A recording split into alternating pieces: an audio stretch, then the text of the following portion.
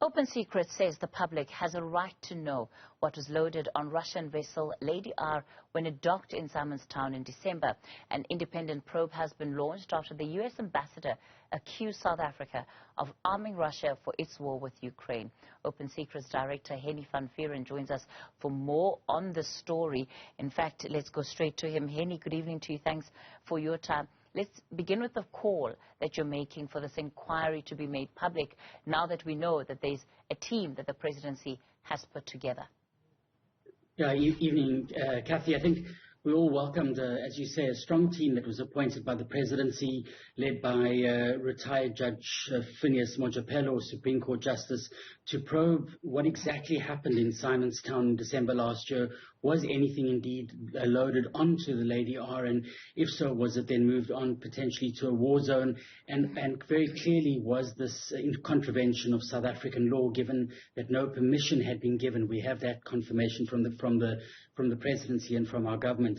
But you know, our concern is the media reports we received on the weekend, and I should add, Kathy, according to a letter that we received from the presidency just before joining you on air this evening, has indicated that this panel will in fact be a closed panel. It will affect, and let us use the words which the presidency hasn't used, it will be a secret panel in the sense that the panel will consider information that they will collect. There will be no public open hearings that we've seen in many other instances, and we've seen most recently in the Zondo Commission of Inquiry into State Capture.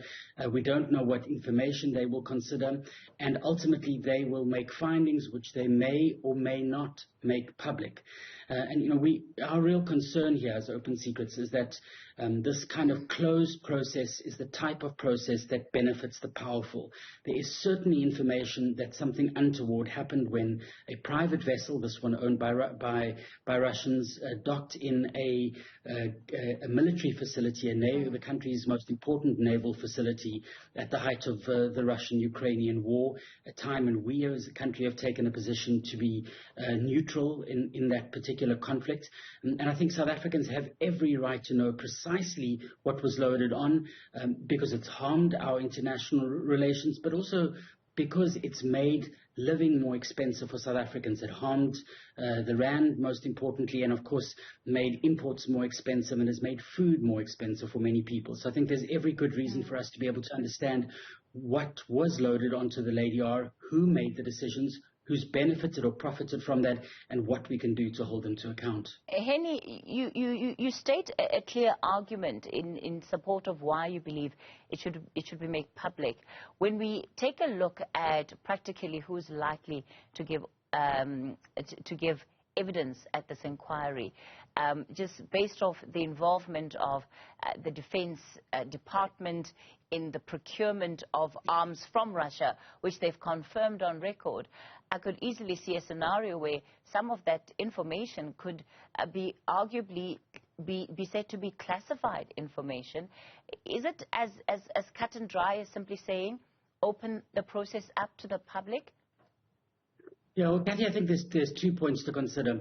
One is, I think there's an issue of context, and that issue of context is South Africans' understandable levels of mistrust in the way in which very powerful people within corporations and governments have acted in recent years. We've seen the kinds of abuse of power in so many instances within our public and private institutions that I think the more openness, the better, and for good reason, because we've seen cover-ups of the particular crimes and malfeasance that various individuals, corporations, and institutions have been involved in.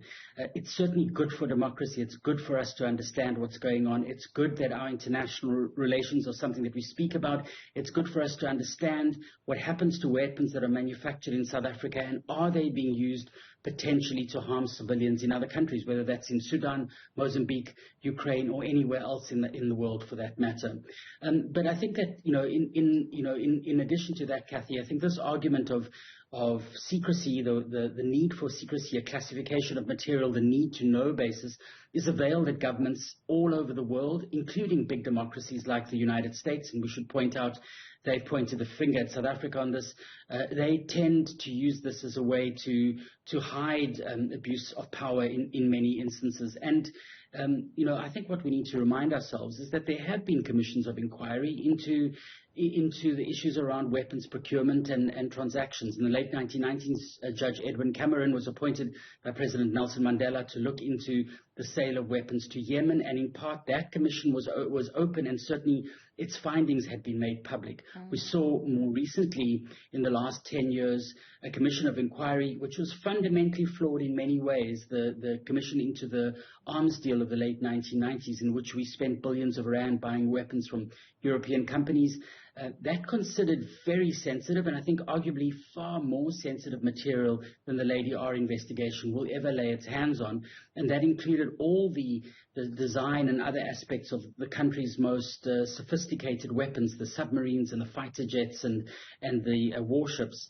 And ultimately there was a process to redact the material that wasn't in the public interest. We don't want to know what's in the missiles, for example. I'm using that as an example, but we'd want to know, were missiles loaded onto the Lady R? And, we could talk about any other kind of munition or material. So there's a way that we could rely on a judge, an experienced judge like Judge Montepello, Advocate Khabashe, who's assisting him, and their other colleagues, to act in the public interest, to make sure that which certainly is not germane to our understanding of whether there was abuse of power can be redacted and take place in that manner. But there is other material that is directly in the public interest, and we can't continue to hide behind this decision that it's better for the public not to know because this medicine is going to make you ill. We would argue that in this instance, sunlight is the best disinfectant, and we need as much of it in as is possible.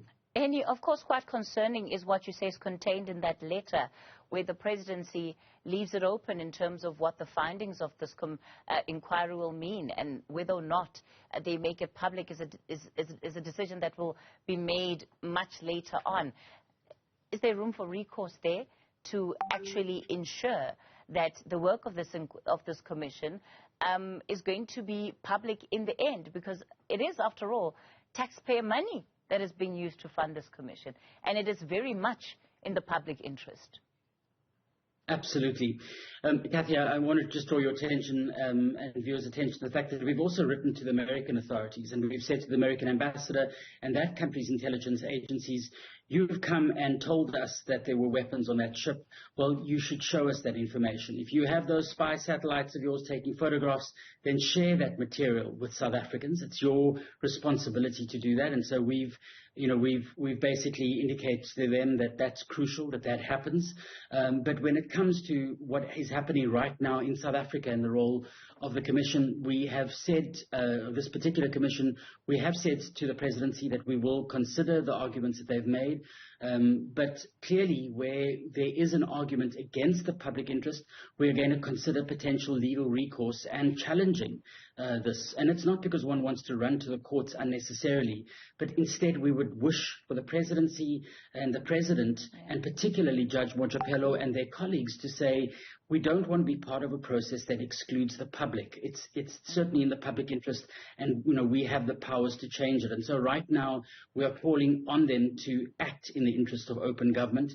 But if that doesn't happen, we'd obviously have to consider other remedies, including approaching the courts. Hennie Van Vuuren is the Director of Open Secrets. Thanks, Hennie, for your time tonight.